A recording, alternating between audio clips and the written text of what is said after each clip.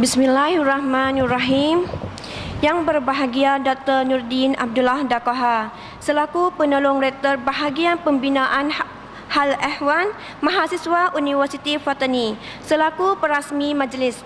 Yang berusaha Narong Hasni selaku timbalan dekan bahagian pembina hal ehwan mahasiswa Fakulti Sastra dan Sains Kemasyarakatan Universiti Fatani. Yang berusaha Kuaris Tawandalah selaku Ketua Jabatan Bahasa Melayu Fakulti Sastra dan Sains Kemasyarakatan Universiti Fatani dan para pensyarah Jabatan Bahasa Melayu. Yang berusaha Tuan Suhaimi Awais selaku pensyarah Kolej Teknik Jala.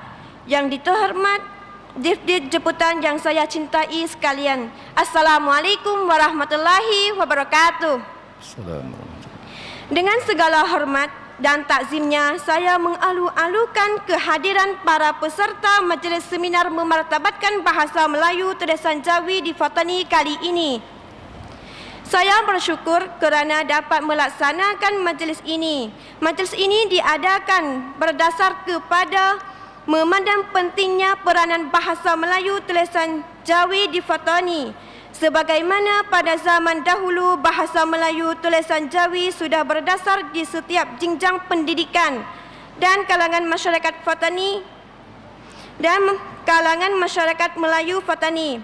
Bahasa Melayu tulisan Jawi juga banyak terdapat di dalam kitab-kitab agama seperti kitab antara lainnya kitab yang ditulis oleh Syekh Daud Al-Fatani, kitab-kitab yang ditulis oleh Profesor Madya Dr. Ismail Lutfi Capakia dan lain-lain. Tetapi pada masa sekarang bahasa Melayu tulisan Jawi sudah dilupa dan diabaikan oleh para generasi muda. Ini disebabkan munculnya bahasa Melayu tulisan Rumi sebagai saingan dan pilihan yang lebih mudah bagi generasi muda. Hal demikian menjadi satu masalah yang diambil kira oleh Jabatan Bahasa Melayu dan ahli Jabatan Kuasa Seminar Bahasa Melayu. Sesuai dengan hasil daripada salah satu tuber dalam resolusi seminar memartabatkan bahasa Melayu ASEAN kali kedua yang diselenggarakan di Hotel CF Patani pada tarikh 25 hingga 26 Oktober yang lepas, iaitu memartabatkan bahasa Melayu tulisan Jawi.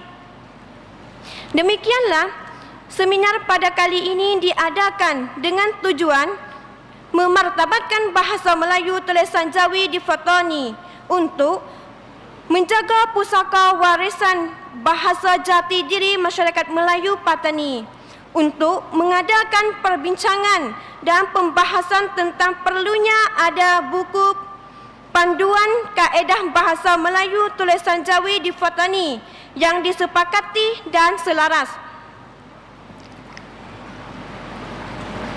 Sasaran seminar bahasa Melayu pada kali ini terdiri daripada pensyarah universiti, majlis agama, jabatan pendidikan swasta, guru selaku menengah, guru sekolah menengah, guru tadika dan mahasiswa peringkat pengajian tinggi.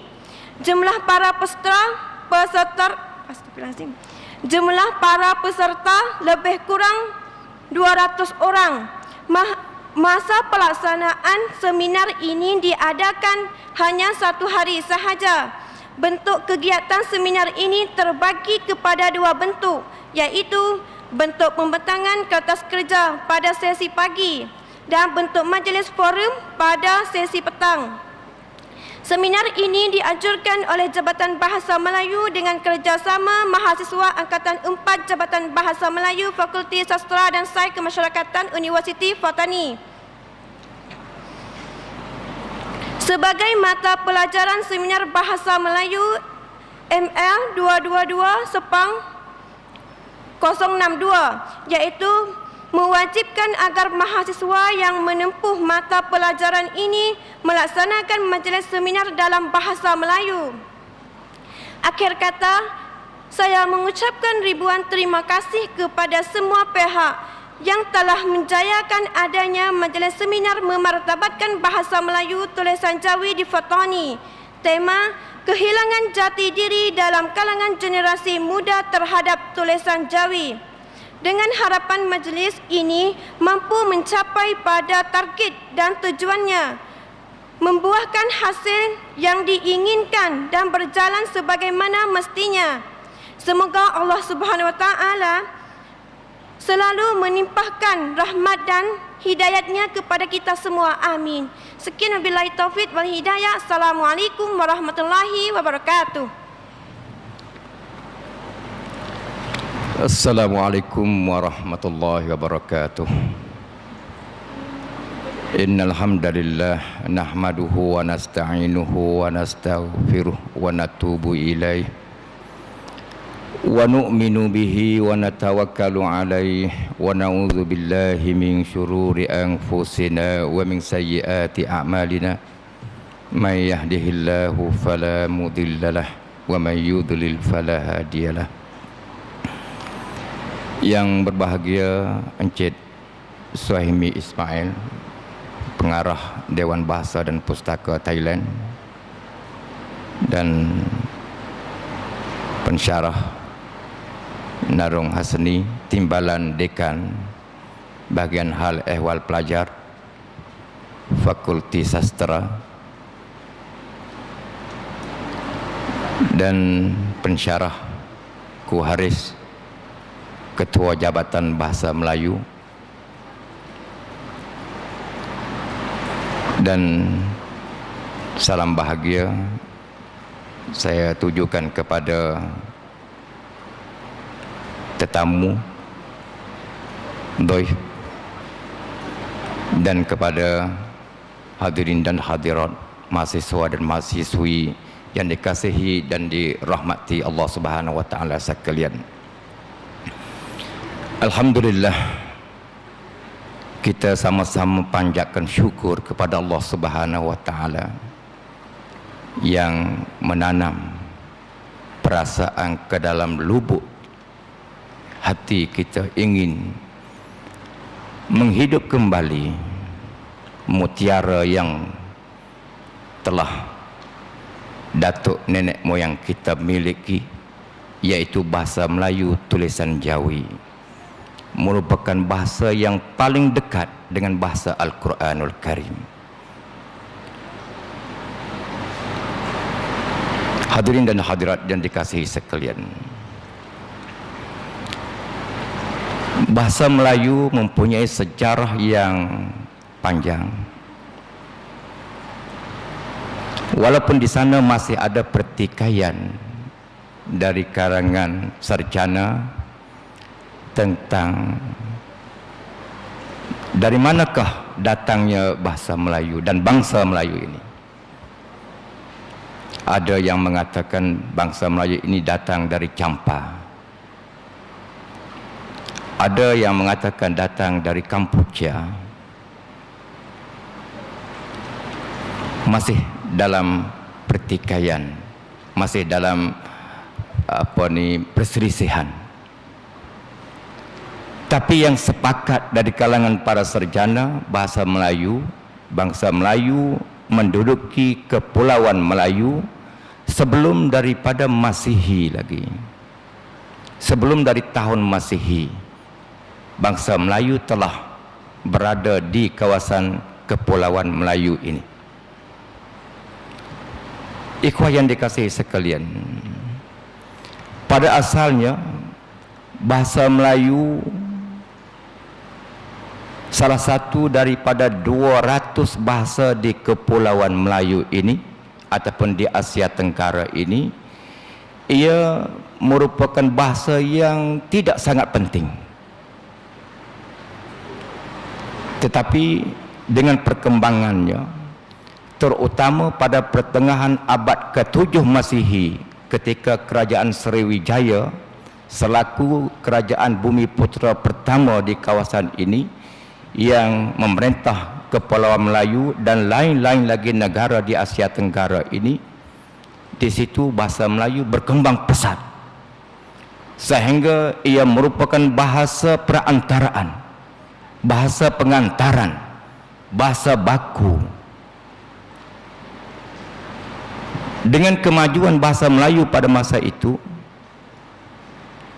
orang-orang Melayu di kawasan kita ini, sama ada di kawasan selatan Thai dan di kawasan Malaysia dan sebagainya, mereka menggunakan bahasa Melayu dengan hejaan Dewanagari, dengan hejaan Dewanagari. Hejaan ini digunakan oleh rumpunan manusia Palawa di India. Jadi jelas India mempunyai kebudayaan dan mempunyai kesan yang cukup banyak di kawasan Nusantara ataupun Asia Tenggara ini, sehingga hejaan bahasa Melayu pun berpengaruh dengan hejaan Dewanagari dari Indonesia, dari India. Apabila pendakwah Islam membawa Islam masuk ke Nusantara ini, ke Asia Tenggara, khasnya di Patani ini, mereka membawa masuk agama Islam bersama dengan hejaan Jawi. Bahasa hejaan Jawi diusaha tambah beberapa huruf oleh pakar-pakar bahasa pada masa itu. Mereka menambah 5 huruf di atas bahasa Arab. Cho, ngo, go, po dan nyo satu lagi. 5 huruf.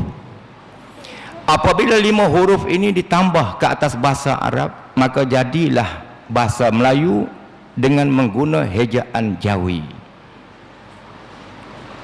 Ketika itu huruf saksi alif, wa, yaw tidak sangat digunakan kerana mereka menggunakan dalam bentuk bahasa Arab.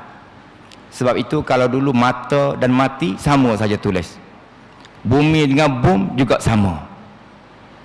Jadi tidak sangat menggunakan huruf saksi. Tapi dengan perkembangannya dari sehari ke sehari, akhirnya huruf saksi alif, wa, yaw digunakan. Tetapi masih lagi dalam keliru, masih lagi tidak menjadi satu kaedah yang tetap dalam menggunakan hejaan Jawi. Pakaian ada yang menggunakan fa, alif, kaf, ya, nun, ada yang menggunakan fa, kaf, alif, ya, nun. Tidak lagi ada kaedah. Oleh itu kita berbanyak-banyak bersyukur kepada Allah Subhanahu wa taala yang Allah Subhanahu wa taala memberi satu perasaan ingin menghidupkan bahasa Melayu dalam hejaan Jawi dengan usaha mengadakan satu kaedah tetap. Ikhwah yang dikasihi dan dirahmati Allah Subhanahu wa taala sekalian, saya yakin dengan penuh bahawa bahasa Melayu hejaan Jawi sangat memberi kesan yang cukup baik. Dengan kita nak memahami Al-Quran dan juga kita nak membaca Al-Quran sangat mudah.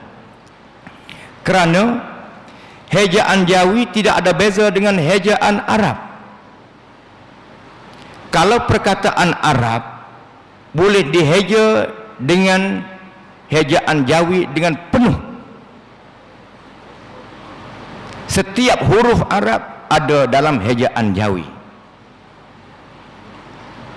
Bahkan bahasa Jawi, hejaan Jawi lebih dari bahasa Arab. Berarti bahasa Melayu cukup untuk menulis bahasa Al-Quran. Adapun bahasa lain, kalau bahasa Melayu hejaan Jawi, hejaan Rumi, apatah lagi kalau bahasa Melayu hejaan Thai, dapat mengkhianat bahasa Al-Quran. Kalau kita nak katakan jazakumullahu khairan, kalau bahasa Thai yasakumullahu khairal yasa, sudah mengkhianat bahasa Al-Quran, bahasa Arab. Sebab itu bahasa Melayu, hejaan Jawi tidak mengkhianat bahasa Arab. Kalau hikmat di dalam Al-Quran, bahasa Melayu juga menulis hikmat. Kalau hejaan Jawi. Kalau dalam bahasa Arab mengatakan jaza, bahasa Melayu hejaan Jawi pun juga jaza. Tidak ada perbezaan. Oleh itu ikhwah yang dikasihi dan dirahmati Allah Subhanahu wa taala sekalian, perkembangan bahasa Melayu, hejaan Jawi pada masa kegemilangan ilmu di petani, yang mana pada ketika itu digelar kawasan ini dengan serambi Mekah, ilmu berpusat di petani, bahasa pun berpusat di petani.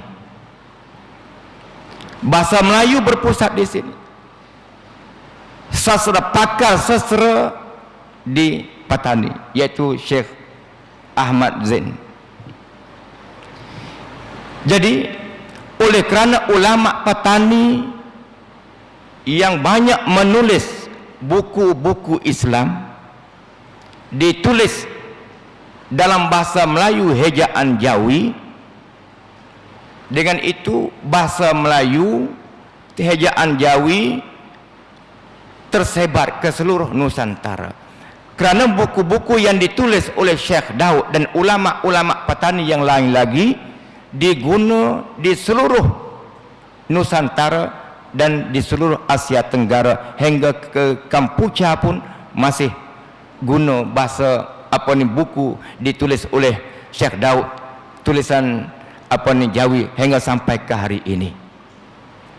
Oleh itu kita banyak-banyak bersyukur kepada Allah Subhanahu wa taala yang Allah menanam perasaan untuk kita menghidup kembali hejaan Jawi, dan mudah-mudahan seminar pada kali ini mengeluarkan buah natijah yang cukup baik, dan insya-Allah yang kita harapkan semoga kaedah tulisan Jawi boleh kita adakan untuk mempermudahkan kepada kaum muslimin khususnya di kawasan ini dan di kawasan Nusantara ini mengguna bahasa Melayu hejaan Jawi.